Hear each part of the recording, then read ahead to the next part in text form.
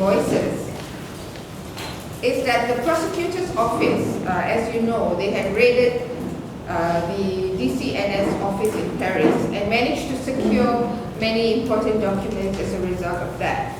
Now, the prosecutor's office, upon instruction, had received an envelope dated 22nd August 2001. The envelope contained a subfolder entitled C4. Now, this is not the C4 that killed Al-Tanhuya. It just so happened that the project name was also named C4.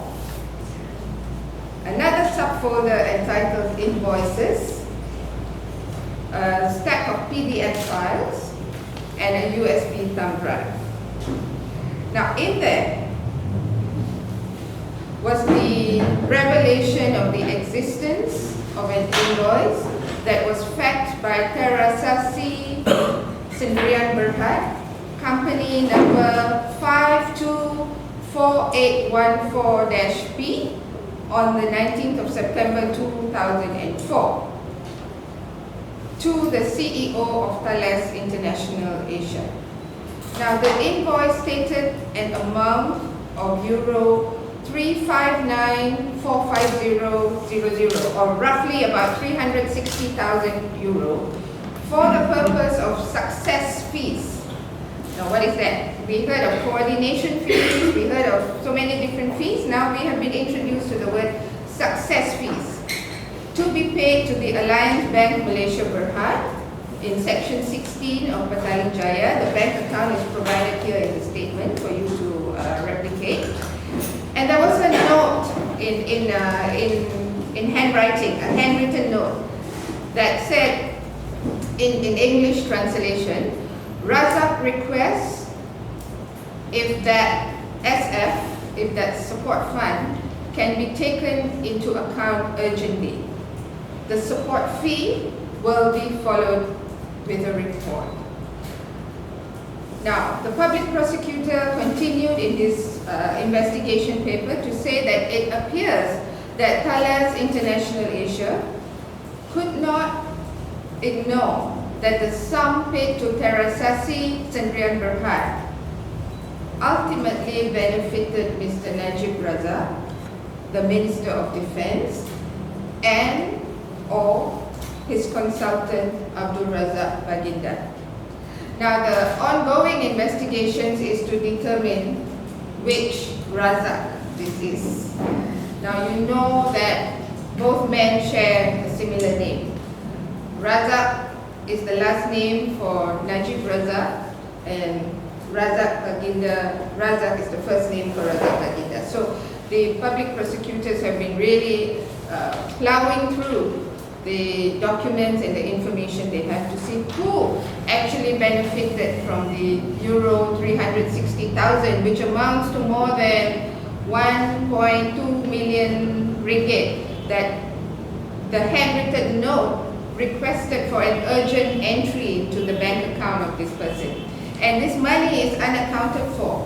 As far as Malaysian Parliament is concerned, as far as the MACC is concerned, you will find that the document 87, which put the condition of 1 million ringgit for perimeter stay in France, and for the personal money of 360,000 euro into the bank account of Razak, is not something which has been answered in Parliament. These are new commissions, new findings that we have discovered, over and above the 114.9 million euro in which form the basis of Suaram's complaint. For those of you following the case, you will be able to see that these are revelations of new commissions, and how the name of our Prime Minister is so directly involved, which has greatly shocked us, which has greatly shocked Suaram, and will be so for the Malaysian people, that our money has been misused to such great extent. So it has become apparent, really, that this has constituted one of the greatest robberies over the people of Malaysia and France. It's no longer just the 114.9 million euros in commissions to Perimeter. Rather, it has magnified into a web of lies involving a slew of companies formed to complicate the concealment of this blatant robbery. There are more and more retro commissions that have surfaced. And to our shock, we also found out that Lembaga Tabung Haji, for example, have been dragged into this procurement process to look at potential investments with the French government. And the pensions fund, which is the Lembaga Tabung Angkatan Tentera, the pensions fund for the military, has also been brought in to this process. So one really wonders, what is a pilgrimage fund doing in a procurement or in an arms and weapons procurement process? And what is Lembaga Tabung Angkatan Tentera actually doing in this? The Lembaga Tabung Angkatan Tentera is supposed to look at pilgrimage funds, pension funds for military servicemen. So as a result of all this, why is Suaram sticking its neck out and telling you all this important information? Because there are no answers here. In our land, there are more questions and more questions. And what we have revealed to you is going to realize in even more questions. There are no answers so far. So we demand, one, that the Malaysian Anti-Corruption Commission immediately open an investigation in the light of these new revelations by the French public prosecutors. We also urge, once again and over again, as we have said this before, for the full cooperation of the Malaysian government. Now, we have no other intention apart to bring the truth to light and apart to bring the truth to justice and to surface for all Malaysians to know, for us to have access to what actually really transpired in the procurement process. So we urge for the full cooperation of the Defence Minister. In the past, in 2002, that was Najib Razak, the current Defence Minister, Zahid Hamidi, who also makes up the witness list, to fully help us participate in the inquiry, to help us in actually cooperating in ensuring that the inquiry in France will be able to shed some light to the truth that needs to be told. And finally, for the Defence Ministry to come clean and list out in Parliament or even before that all companies that are involved in this procurement process and who were the beneficiaries of the kickbacks and commissions. Because what we're trying to tell you today is that it is no longer just Perimeter and it's no longer just Terasasi that are involved, but there are a whole range of companies that were formed to actually gain some sweetness as a result of the procurement process. So I'll end here because I'm sure there are lots of questions. We can now distribute the press statement. To give you a bit of time to read it, and I'd like to wish you happy World Press Freedom Day. I see many of you wearing yellow bands. Your job's a very dangerous one, as we have seen in the Bersih rally. There were so many direct attacks on journalists which are absolutely unacceptable in a functioning democracy. And so I wish you the best and to take up this challenge to actually report what is contained in this press statement, to report fairly and freely. Thank you. Okay, thank you, Fabia and Cynthia. Some background on what has been happening in the last 2 years. As you can see, the French police have been very active, even though we haven't heard anything. And I think people have been very impatient about when the hearing was going to start. And what is revealed in these papers is that the French police have been interviewing DCN, the French state company. They've been interviewing the MINDEF people in France, the Ministry of Defense. They've been going through bank vaults to get to the contracts that have been signed all these years. They've even gone through bank accounts of Abdul Razak Baginda, at BNP, the French bank, etc. So these are some of the investigation papers that we talked about.